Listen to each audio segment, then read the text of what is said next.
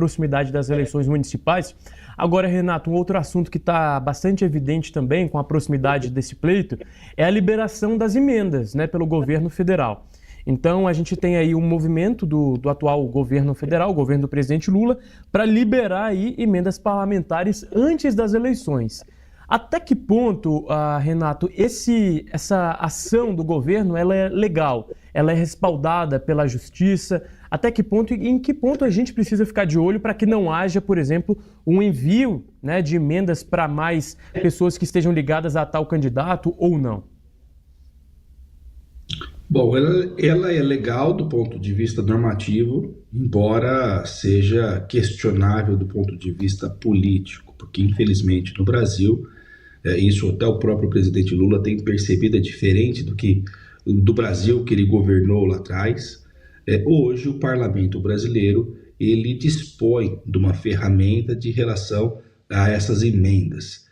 Ou seja, o Poder Executivo, que deveria fazer a promoção das políticas públicas, fica muitas vezes refém dessas emendas do Poder Legislativo. O governo liberou dinheiro para que os parlamentares utilizem. E evidentemente que vão utilizar esse recurso nas suas bases.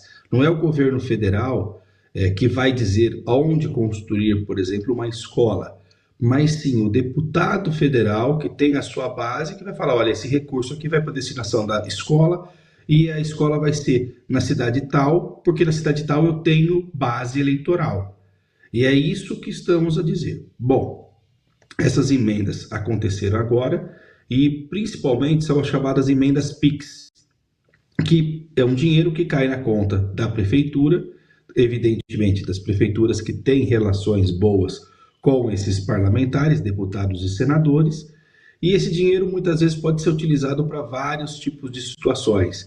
Essa é a nomenclatura que se deu popularmente da chamada emenda PIX. Qual que é a grande situação que se deve ter cuidado em relação a isso? Evidentemente que os prefeitos que usarem e abusarem desses recursos, fazendo disso uma plataforma, um palanque para a reeleição, estarão violando a legislação eleitoral naquilo que diz respeito ao abuso de poder político. E se utilizarem a máquina de maneira escancarada para conseguir a reeleição ou para fazer a sucessão de um partidário, um religionário seu, podem correr o risco de perder o mandato e se transformarem em inelegíveis. Eu sempre faço essa lembrança. Nós temos uma justiça eleitoral que é bastante atuante, tanto é atuante que o ex-presidente da República, por abuso da máquina, foi condenado por abuso de poder político e está inelegível.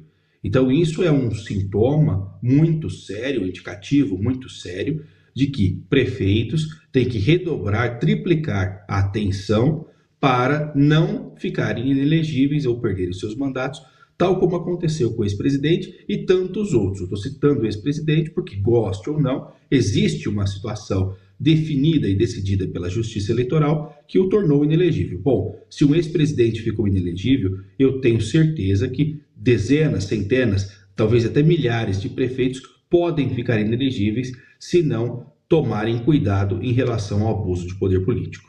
Agora, Renato, você me corrija se eu estiver equivocado, mas já no dia 6 de julho agora, a partir desse período, o pagamento de emendas é vedado pela lei eleitoral, né, por conta desse repasse para obras, por exemplo. Obras que não foram executadas anteriormente não podem começar depois desse período. Mas até o estado de São Paulo, né, o repórter Daniel Vetterman até mostrou que o Congresso já tenta driblar essa lei eleitoral. Então, queria sua avaliação. Depois do dia 6 de julho, se o governo repassar essas emendas, pode ser configurado um crime eleitoral ou é um fato novo que a gente precisa avaliar com calma? O governo não vai repassar essas emendas, porque nós estaríamos a 3 meses das eleições municipais que acontecerão dia 6 de outubro. Bom, mas o governo vai passar o dinheiro antes. Passa o dinheiro antes para as prefeituras. Daí o que acontece? Essas prefeituras elas podem fazer a execução das políticas públicas, a continuidade de políticas públicas. Não pode começar nada novo, mas é um respiro para prefeituras que estão endividadas muitas vezes e é um respiro para dizer o seguinte: olha, de repente ajeita uma coisa aqui, outra ali, faz um auê em relação a isso e consegue dividendos políticos, consegue dar um gás para a campanha. Esse é o ponto específico que tem que ser colocado. O prefeito que receber esse recurso e fazer disso uma plataforma política para conseguir se autopromover, porque a questão não é a execução da política pública. Claro que todo mundo quer que as políticas públicas sejam executadas da forma mais correta possível. Acontece que alguns gestores, ou não tão alguns assim, muita gente faz a utilização da prefeitura e dos recursos da prefeitura como uma plataforma política pessoal, fazendo um autoelogio e tudo mais, e mostrando-se como um salvador do município, alguém que resgatou o município, esses prefeitos tentando a reeleição. Esse é o grande problema, esse é o grande desafio, dar institucionalidade à promoção da política pública sem que isso gere uma autopromoção, uma promoção indevida por meio do poder público, porque tem que haver a paridade de armas. Quem está na oposição tem que ter igualdade de possibilidades de concorrer com quem está na situação, tentando a reeleição. Esse é o grande motivo de se evitar que esses prefeitos façam uma autopromoção com o poder público nesses períodos, especialmente nesse período de 3 meses antes das eleições. É aí que mora o perigo, é aí que a gente fica de olho. Renato Ribeiro de Almeida, especialista em Direito Eleitoral, doutor em Direito do Estado pela USP, mestre em Direito Político e Econômico pelo Mackenzie.